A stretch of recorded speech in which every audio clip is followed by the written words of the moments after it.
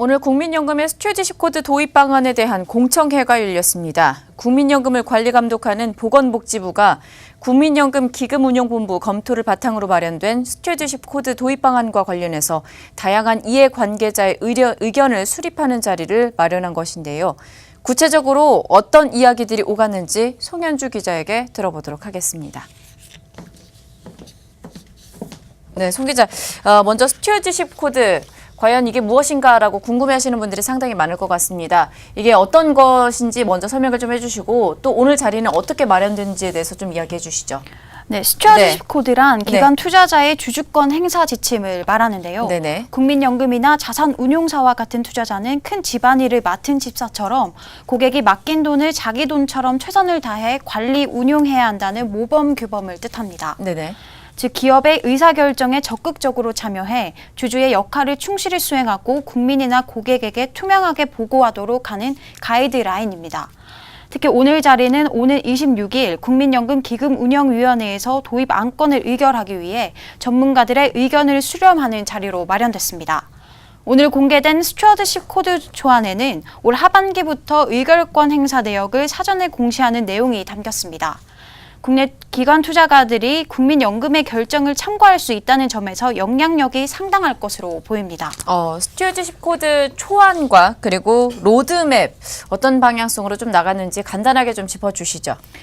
네, 먼저 스튜어디십 코드는 7개의 원칙을 기반으로 합니다. 네. 수탁자 책임 정책 제정 및 공개, 이해상충 방지 정책 제정 및 공개, 투자재상 회사 주기적 점검, 수탁자 책임활동 지침 마련 및 주주활동 수행 등인데요.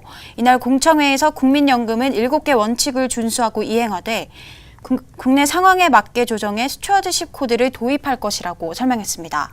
또 해당 원칙 중에서도 가장 쟁점이 되는 것은 주주 의결권을 어떻게 행사할지에 대한 부분입니다.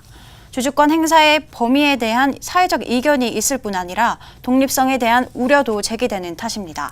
네, 정부는 이 국민연금의 스튜어디십 코드 도입에 있어서 경영 참여를 일단은 배제하기로 했다고요.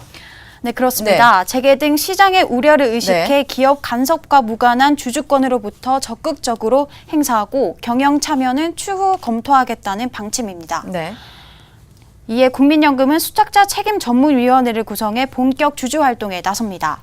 수탁자 책임위는 독립성 확보를 위해 가입자 대표가 추천한 전문가로 구성해 중요 의결권 결정과 주주권 행사 원칙 범위 등을 검토하고 기금운용본부가 수행하는 주요 주주활동을 승인 점검합니다.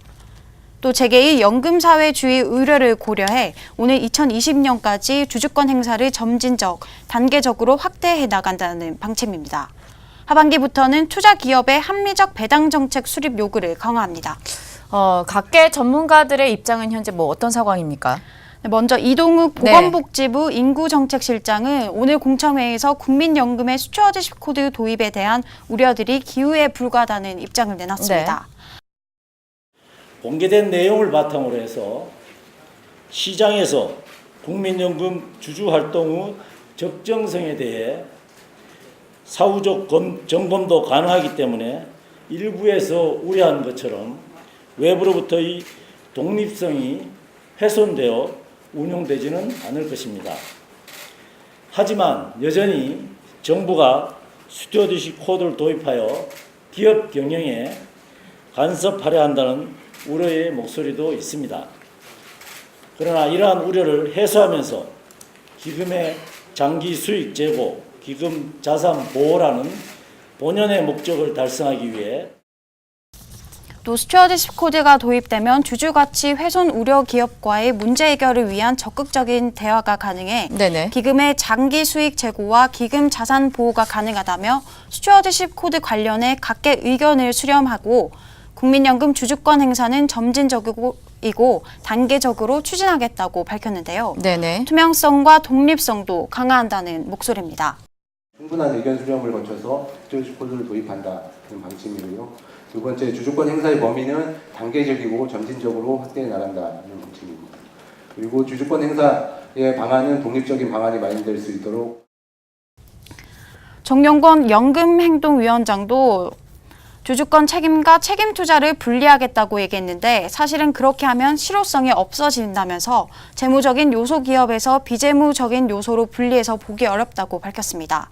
주주권을 별개로 하고 책임 투자를 별개로 하라고 했을 때 권한이나 집중력이나 전문성이 떨어질 수 없기 때문에 합쳐져서 가야 한다고 판단했습니다. 네, 이제 스튜어드십 코드가 이제 비로소 좀 윤곽을 드러내게 되면서 앞으로 도입에 있어서 조금 더 속도가 붙을 것으로 보여지는데요. 추후 방향성에 대해서 조금 더 살펴보도록 하겠습니다. 지금까지 송현주 기자와 함께했습니다.